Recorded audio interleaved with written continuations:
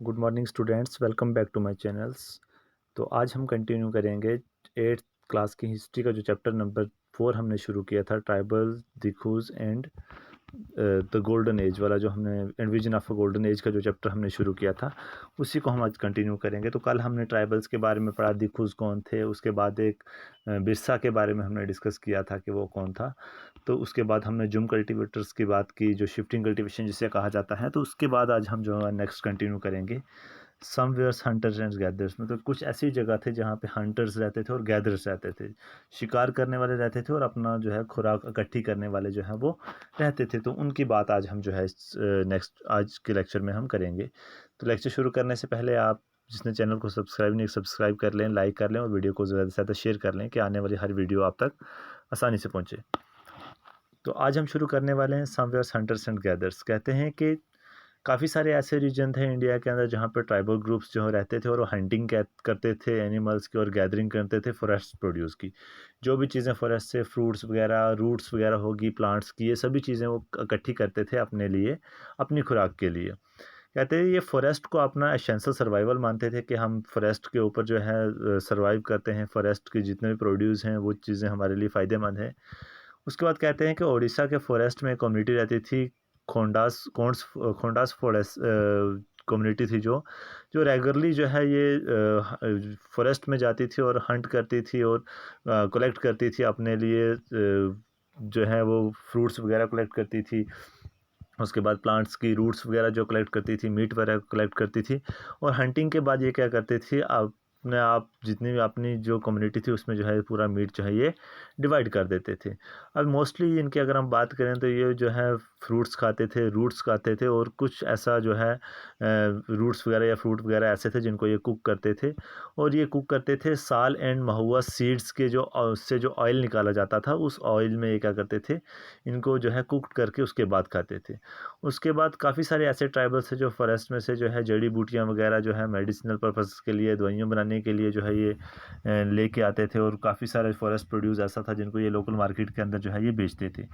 उसके बाद कहते हैं कि वहाँ के जो लोकल वेवर्स या लेदर वर्कर्स थे, ये भी इनको भी जब किसी चीज़ की ज़रूरत होती थी, कुसम एंड पलाश जो है 2 टाइप्स के ऐसे फ्लावर्स होते थे जो लेदर्स को कलर करने के लिए या क्लॉथ को कलर करने के लिए यूज़ किए जाते थे। तो तब भी ये क्या करते थे, ये जो खोंड्स जो है ट्राइबल्स हैं इनके पास जो ये मूव करते थे अपनी ज़रूरियात को पूरा करने के लिए।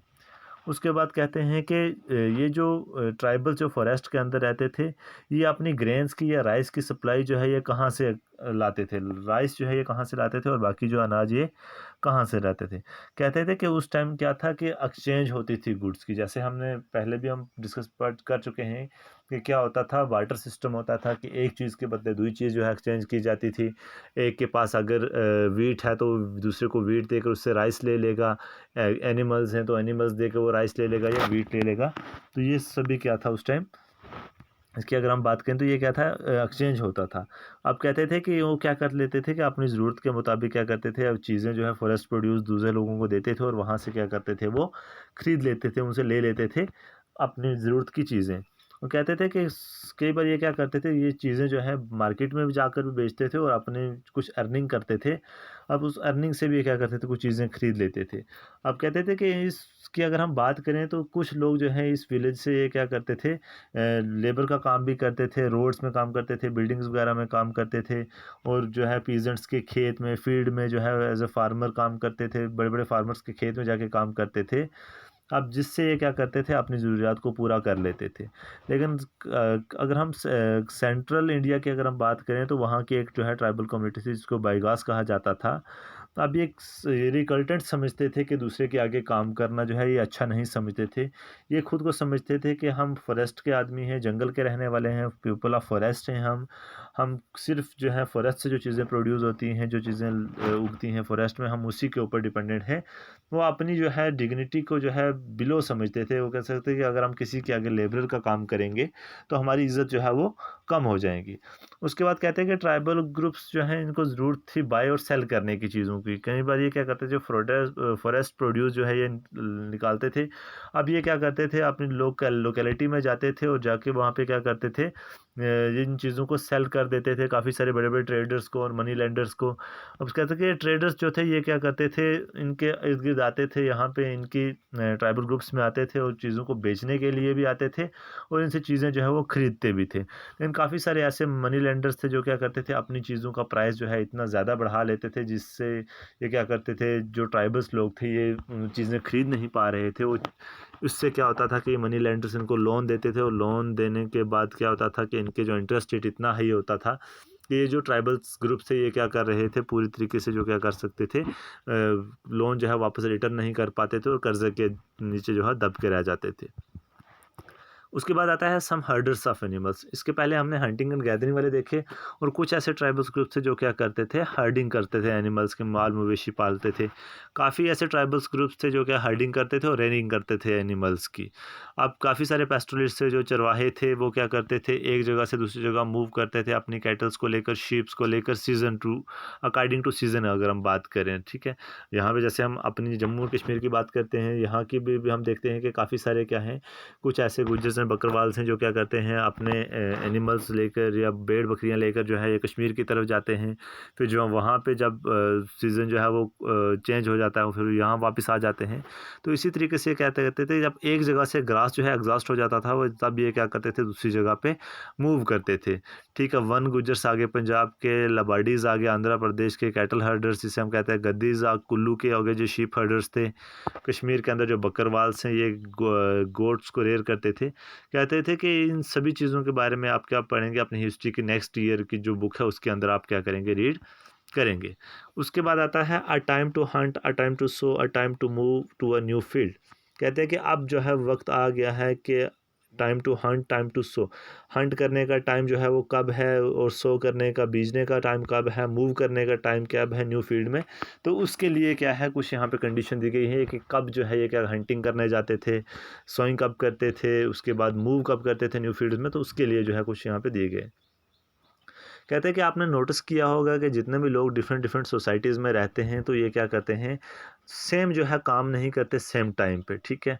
अब यहाँ की अगर हम बात करें तो अभी जो चीज़ हम यहाँ पे उगा रहे हैं वो पंजाब वाले अभी यहाँ नहीं ये चीज़ नहीं उगा रहे होंगे। कहते हैं कि अकॉर्डिंग टू टाइम ये क्या करते थे, डिफरेंट डिफरेंट वर्क्स जो है ये करते थे। कहते हैं कि शिफ्टिंग कल्टिवेटर्स की जो लाइफ थी ये डिफरेंट थी बिल्कुल जो हंटर्स थी, ठीक है। अब क्या था, इनका रीजन भी डिफरेंट था और इनका काम भी जो है ये डिफरेंट था। ये रेगुलेट करते थे कैलेंडर्स और डिवीजन के बेस पे, मतलब कि टाइम के बेस पे और बेस पे ये जो क्या करते थे, अपना अपना काम जो है ये इनका बिल्कुल अलग था एक दूसरे से। जो था डिवीजन ऑफ टाइम हुई थी मेन एंड वुमेन्स की। अब कहता है कि वेरियर एल्विन जो है एक ब्रिटिश एंथ्रोपोलॉजिस्ट थे जो बाइगास एंड कोन्स के साथ जो है सेंट्रल इंडिया में काफ़ी साल जो है रहे, 1930 से लेकर 1940s थे। तो उन्हें एक पिक्चर बताई कि किस तरीके से जो है ये कैलेंडर्स की डिवीज़न होती है और काम की डिवीज़न जो है इनमें होती है। तो वो लिखते हैं कि एक रेफरेंस दे रहे हैं कि जो हमें देसी मंथ जो हम यूज़ करते हैं तो उनके जो है हम क्या करते हैं, उनकी पंजाबी कैलेंडर्स के अकॉर्डिंग जो है इन्होंने कुछ डिविजन्स बताई हैं टाइम्स की और काम की। उन्हें कहते हैं कि चैत की अगर हम बात करें तो वुमेन जो हैं ये क्या करती हैं, क्लियरिंग्स के लिए जाती हैं, जो ऑलरेडी जो है फसल जो रीप्ड हो गई है उसकी क्लियरिंग्स के लिए जो है खेत में जाती हैं। और मेन क्या करते हैं, लार्ज ट्रीज़ को कट करते हैं और रिचुअल हंट्स के लिए चले जाते हैं, हंटिंग के लिए जाते हैं। या कहते हैं कि जब हंटिंग जो है बिगन कब करते हैं, जब फुल मून होता है ईस्ट में, पूरा चांद हो जाता है ईस्ट में, तब ये क्या करते हैं, हंटिंग जो है शुरू करते हैं। बैम्बू जो है, बैम्बू स्टिक से जो ट्रैप्स बनाते थे, इस तरीके के जाले बनाते थे, पिंजरे बनाते थे, जहाँ पे ये क्या करते थे, हंटिंग वगैरह करते थे। उसके बाद वुमेन्स गैदर करती थी fruit like sago, tamarind and mushrooms. अब कहते हैं कि बाइगा वुमेन्स जो हैं क्या ना, जो क्या करते थे, सिर्फ कंदा और महुआ सीड्स जो है इकट्ठे करते थे और इनकी रूट्स वगैरह इकट्ठे करते थे। बाकी सभी जो आदिवासी थे सेंट्रल इंडिया के, ये बैगास ये जो है बेस्ट हंटर जो है इनको माना जाता था। उसके बाद सेकंड मंथ की एग्जांपल देता है कि बैसाख जब आ जाता था तो ये क्या करते थे, फॉरेस्ट में आग लगा देते थे। अब क्या कहते थे, ये वुमेन्स जो है ये अनबर्न फूड वुड जो लकड़ी जो थी, जो जली हुई लकड़ी नहीं थी, जो उसको जो है इकट्ठा करती थी जलाने के लिए लकड़ियाँ वगैरह, क्योंकि जो जंगल में आग लग जाती थी तो इनके जलाने के लिए लकड़ी नहीं बचती थी। और जो मेन है वो कंटिन्यू करते थे अपनी हंटिंग्स वो आसपास के जो विलेज थे वहाँ पे। उसको कहते हैं उसके बाद जब जेठ का मंथ आता था तो उसके बाद सोइंग करते थे जो है सीड्स की ये। उसके बाद हंटिंग जो है वो कंटिन्यू रहती थी। उसके बाद असद टू बादोन की बात करते हैं तो ये मेन जो है वर्क में करने के लिए जाते थे, काम करने के लिए जाते थे फील्ड में। उसके बाद कोर की अगर हम बात करें तो जो फर्स्ट फ्रूट बीन्स जो है वो राइपन की जाती थी। एंड कार्तिक कुट की जो है वो भी जो है राइप की जाती थी। उसके बाद अगान की बात करें तो हर एक क्रॉप जो है वो रेडी हो जाती थी। उसके बाद पुष्प की बात करें तो विनिंग्स जो है वो विनोइंग जो है वो टुक प्लेस की जाती थी इस टाइम। उसके बाद कहते हैं कि पुष्प जो का जो मंथ था उसमें ये क्या किए करते थे, मोस्टली जो है डांस वगैरह जो है परफॉर्म करते थे या मैरिजेस वगैरह जो है मोस्ट ऑफ दी जो है इनकी पुष्प के मंथ में जो है वो होती थी। उसके बाद माघ के महीने की बात करते हैं कि कहते हैं कि माघ के महीने में ये क्या करते थे, शिफ्ट्स हो जाते थे न्यू बेवार्स। अब बेवार्स क्या है हमारे पास, बेवार जो है एक न्यू टर्म है। तो बेवार का मतलब होता है कि मध्य प्रदेश में जो है शिफ्टिंग कल्टीवेशन के लिए जो है ये जो बेवार वर्ड जो है यूज़ किया गया है। मतलब शिफ्टिंग कल्टीवेशन के लिए ये लोग जो है ये क्या करते थे, मूव हो जाते थे। हंटिंग और गैदरिंग वाले जो है ये क्या करते थे, अपनी जो है सब्सिस्टेंस एक्टिविटी जो है वो करते रहते थे। अब कहते हैं कि जो साइकिल जो है हमने ऊपर पढ़ा कि किस तरीके से वो करते थे, ये क्या करते थे कि कहते हैं कि साइकिल डिस्क्राइब करता है कि जो फर्स्ट ईयर में ये क्या क्या काम करते थे। उसके बाद कहते हैं कि सेकंड ईयर जब आता था तो उसके में जो है इनको जो है ज़्यादा टाइम जो है ये हंटिंग के लिए मिल जाता था। काफ़ी सारे न्यू क्रॉप्स वगैरह जो है ये हार्वेस्ट वगैरह करते थे। तो ये था हमारे पास कि किस जो है ने कहा था कि हंट कब करना है, सो कब करना है, मूव कब करना है न्यू फील्ड में। तो ये क्या था, एक जो है इनका जो है साइकिल था जिसको जो है वेरियर एल्विन जो है ब्रिटिश एंथ्रोपोलॉजिस्ट से उन्होंने डिस्क्राइब किया। तो उसके बाद आता है सम टुक्स टू सेटल कल्टीवेशंस। अब कहते हैं काफ़ी सारे ऐसे थे जो क्या हैं सेटल्ड कल्टीवेशंस करते थे। काफ़ी सारी जगहों पे हम देखते हैं कि काफ़ी सारे ऐसे ट्राइबल्स ग्रुप हैं जो परमानेंटली सेटल्स हैं और वहीं पे वो क्या करते हैं, कल्टीवेशन करते हैं। कहते हैं कि 19th सेंचुरी से पहले की अगर हम बात करें तो काफ़ी सारे ऐसे ट्राइबल ग्रुप्स थे जिन्होंने सेटल्ड कल्टीवेशन को जो है करना शुरू कर दिया था। अब कहते थे कि ये सेटल्ड कल्टीवेशन जो है ये क्या करते थे, एक ही जगह पे जो है अपनी कल्टीवेशन करते थे हर साल, 1 साल के बाद दूसरे साल, तीसरे साल, हर साल बाय साल जो क्या करते थे एक ही जगह पे अपनी कल्टीवेशन करते थे। ये एक जगह से दूसरी जगह जो है मूव करना बिल्कुल भी पसंद नहीं करते थे। लेकिन ये क्या करते थे, मोस्ट ऑफ द टाइम ये प्लो को यूज़ करते थे। अब क्या करते थे, इन्होंने क्या करना था, लैंड के ऊपर अपना राइट बना लिया था कि ये हमारा हक है, इस ज़मीन के ऊपर हम क्या कर सकते हैं, यहाँ पे कल्टीवेशन कर सकते हैं।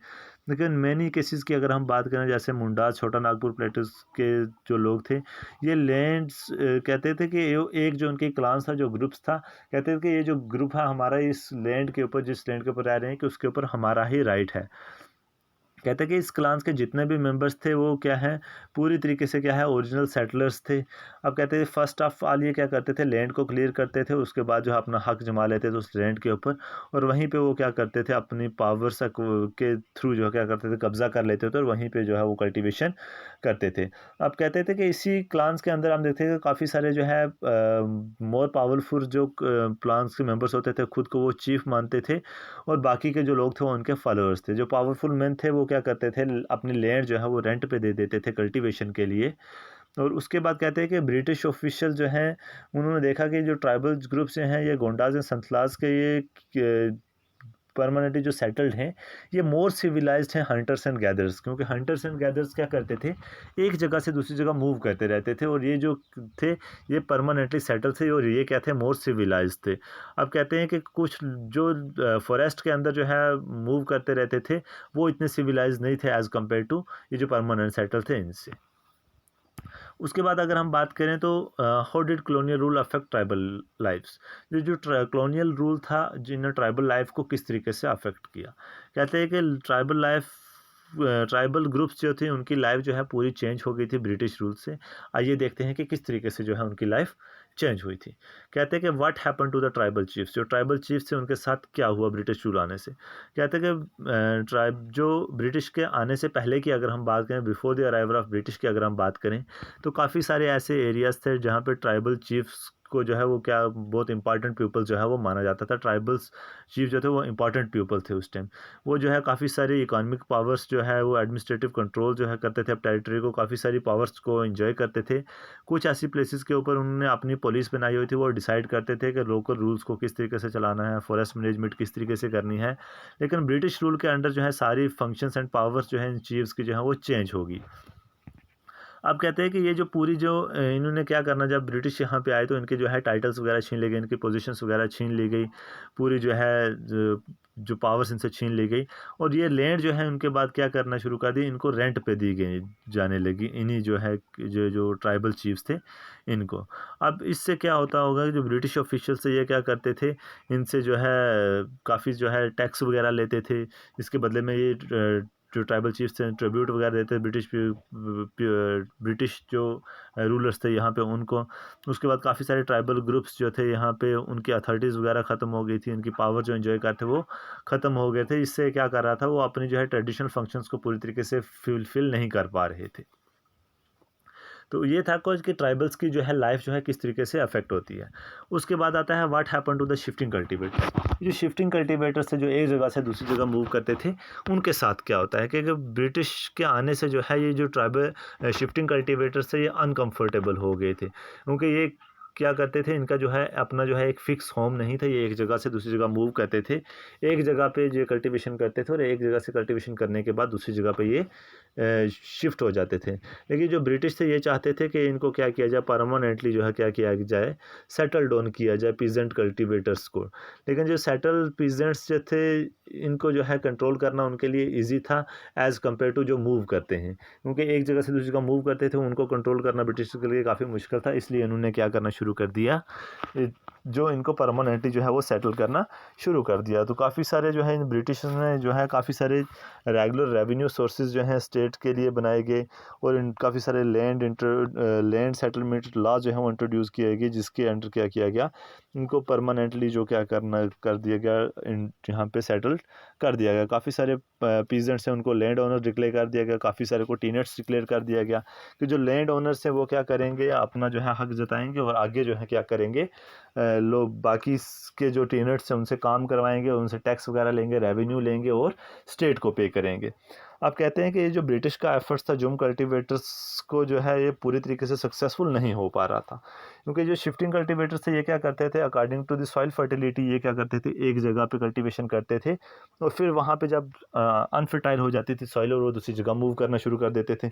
इसी तरीके से ये जो है पूरी तरीके से जो है ब्रिटिश थे वो सक्सेसफुल नहीं हुए। अब कहते हैं कि जो सेटल्ड कल्टीवेशन प्लो कल्टीवेशन करने वाले जो है एक जगह पे जो है क्या था, इजी नहीं था। जहाँ पे सॉइल जो है वो ड्राई हो जाती थी, सेक्रेर हो जाती थी, तब जो है जुम कल्टीवेटर्स के लिए जो है इतना इजी काम नहीं था कि वो क्या करें, एक जगह पे जो है कंटिन्यू जो है सेटल होकर यहाँ पे कल्टीवेशन करें।